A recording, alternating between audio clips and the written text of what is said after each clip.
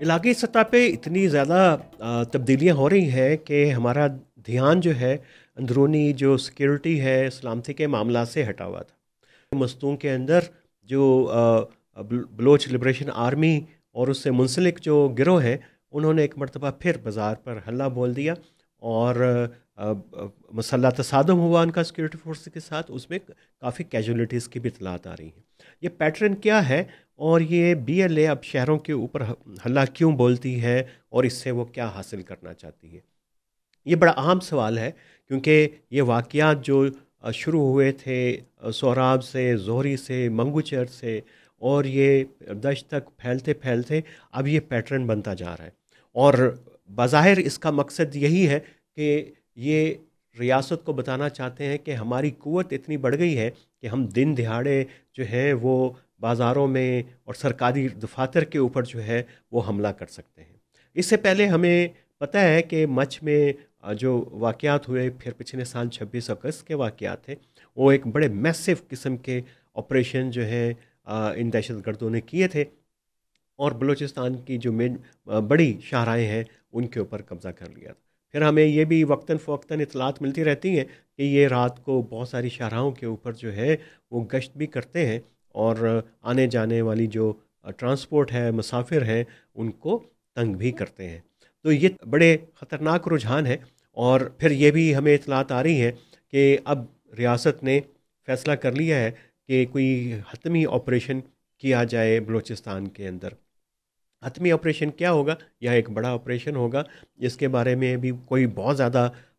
मालूमात नहीं है और अभी डिस्क्लोज़ नहीं हुई है। लेकिन ये तो जो इंटेलिजेंस बेस ऑपरेशंस हैं, उनके अंदर भी जो है वो शिद्दत आती जा रही है और लगता है कि अब ये इंटेंसिटी जो है कॉन्फ्लिक्ट की काफ़ी बढ़ गई है। और उसमें जो रियासत के पास सबसे बड़ा टूल है, वो पॉलिसी टूल भी है। पिछले हमने देखा कि बलूचिस्तान की गवर्नमेंट ने जो एंटी टेररिज्म के कई जो हैं उसमें एक्ट के अंदर कानून में तब्दीलियाँ की हैं, और ये उसी तरह की तब्दीलियाँ थी जो फेयर ट्रायल के अंदर जो है 2013-14 के अंदर हुकूमत ने की थी। और डिटेंशन का और किसी भी सस्पेक्ट को तहवील में रखने के ऑर्डर था। ज़ाहिर है कि बलूचिस्तान में एक तो तरफ तो इंसर्जेंसी है, लेकिन दूसरी तरफ जो है एक नाराज़गी और गुस्से की कैफियत है, और वो है मिसिंग पर्सनस को लेके। और जब भी हुकूमत इस तरह के इक़दामात का ऐलान करती है, ख़ास तौर के ऊपर पॉलिसी लेवल के ऊपर, तो उसका जो इंसानी हकूक़ की तंजीमें हैं, जो सियासी जमातें हैं, वो समझती हैं कि इसका टारगेट हम बनेंगे और दहशतगर्द नहीं बनेंगे, क्योंकि दहशतगर्द तो पहाड़ों पे हैं और वो उनके ऊपर तो इतलाक़ जो गवर्नमेंट की पॉलिसीज़ का और कवानीन का नहीं होता। तो ये बलूचिस्तान की सूरत हाल गंभीर हो रही है। और पाकिस्तान के लिए इसलिए भी ये सूरत हाल ख़ासी परेशान कुन है कि वहाँ पे एक तरफ तो नॉन स्टेट एक्टर्स हैं, दाइश का हमें पता चला था कि वो भी यहाँ पे काफ़ी एक्टिव हो गई है। बज़ाहिर तो लगता था कि दाइश जो है खुरासान, उसकी एक जंग जो है बलोच इंसर्जेंसी से शुरू होने वाली है, लेकिन अभी तक उसके कोई हमें आसार नहीं लग रहे। ज़ाहिर है रियासत के लिए तो ये तो एक ऐसी सिचुएशन है कि अगर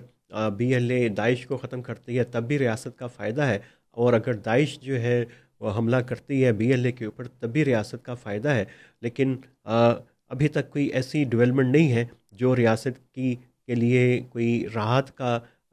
सबब बन सके। तो मामलात एक तरफ गंभीर है, फिर ईरान और इज़राइल के बाद जो है ईरान का बड़ा कंसर्न है पाकिस्तान के बॉर्डर के साथ, क्योंकि वहाँ पे जैशुल अदल जैसे जो गिरोह हैं वो भी जो है ख़ासे मसरूफ़ हैं।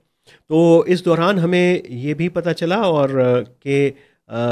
जो बीएलए का एक बड़ा सीनियर कमांडर बासित ज़हरी उर्फ काजी जो है, वो इंतकाल उसका हो गया, और लगता ऐसे ही है कि उसकी नेचुरल डेथ हुई है। और लेकिन उसकी कंट्रीब्यूशन थी बीएलए को जदीद खतूत के ऊपर एक इंसर्जेंस मूवमेंट के तौर के ऊपर इस्तवार करने की। वो गुल रहमान और बशीर ज़ेब के साथ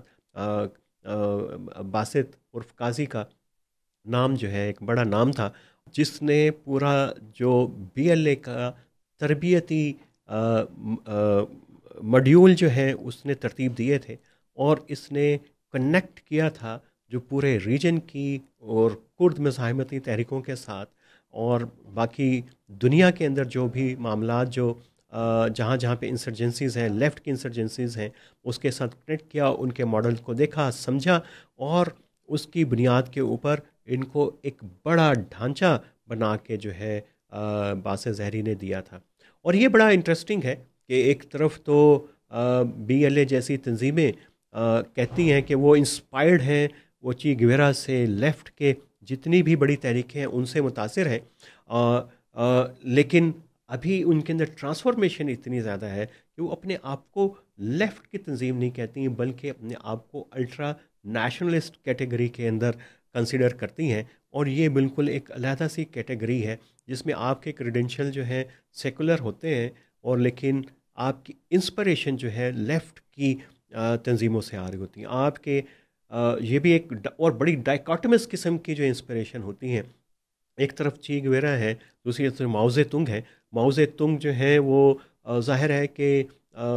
چین کے انقلاب کے بانی ہے، لیکن یہ کہ چین جو ہے بی ایل اے کی دشمن کی فہرست کے اندر بھی ہے۔ یہ ڈائیکاٹمیز چلتی ہیں اور اسی طریقے سے چیزیں جو ایوالو ہوتی ہیں، شاید یہ بلوچ انسرجنس کو کے علم کو معلوم ہے کہ ابھی جو لیفٹ کی جو انسرجنسیز کا دور گزر چکا ہوا ہے اور الٹرا اور ہائپر نیشنل سینٹیمنٹس کے ساتھ ہی کسی تحریک کو آگے لے کے جایا جا سکتا ہے۔ تو ابھی دیکھتے ہیں، ایک طرف تو بی ایل اے کا خطرہ بڑھ رہا ہے اور ریاست جو ہے وہ بالکل تیار بیٹھی ہے کہ اب جو ہے انف از انف، لیکن یہ آپریشن ہوگا کب، ہوگا کیسے، ٹارگٹ ایریاز کون سے ہوں گے، کیونکہ ابھی تو ہم دیکھ رہے ہیں کہ ریاست سرچ بیس آپریشن، انٹیلیجنس بیس آپریشن کر رہی ہے، لیکن انسرجنس جو ہیں ایسے علاقوں کی طرف موو کر رہے ہیں جہاں پہ کبھی ان کا نام و نشان بھی نہیں تھا، جیسے چاغی جیسے ڈسٹرکٹس میں، وہاں پہ اللہ نظر کی بی ایل ایف جو ہے انکروچ کرنا شروع کر رہی ہے۔ اسی طریقے سے ہم نے دیکھا تھا کہ ویسٹرن بلوچستان کے کچھ اضلاع میں بارخان جیسے، جہاں پہ کبھی بھی ایسی تنظیموں کا نام نہیں رہا تھا، ادھر بھی جا کے انہوں نے کام شروع کیا ہے اور دہشت گردی کی وارداتیں کی ہیں۔ تو یہ ایک بڑا مرحلہ کن فیصلہ آ گیا ہے بلوچستان کے مسئلے کا۔ اب دیکھتے ہیں کہ آنے والے دنوں میں، ہفتوں میں اور مہینوں میں صورتحال کیسے کروٹ لیتی ہے۔ تو ہم آپ کو اپڈیٹ رکھیں گے NAR TV کے اوپر، نیریٹیوز ود عامر رانا کے اوپر، کہ بلوچستان کے ساتھ ایران میں، ایران کے بارڈر پہ، افغانستان میں کیا ہو رہا ہے، کیا ڈیولپمنٹس ہو رہی ہیں، ریاست کیا سوچ رہی ہے، کیا کرنے جا رہی ہے، اور علاقائی تبدیلیاں جو ہو رہی ہیں، وہ خواہ انڈیا کا رول ہو، سینٹرل ایشیا اور مڈل ایسٹ، وہ کیسے اس خطے کو متاثر کر رہی ہے۔ آج کے لیے اتنا ہی۔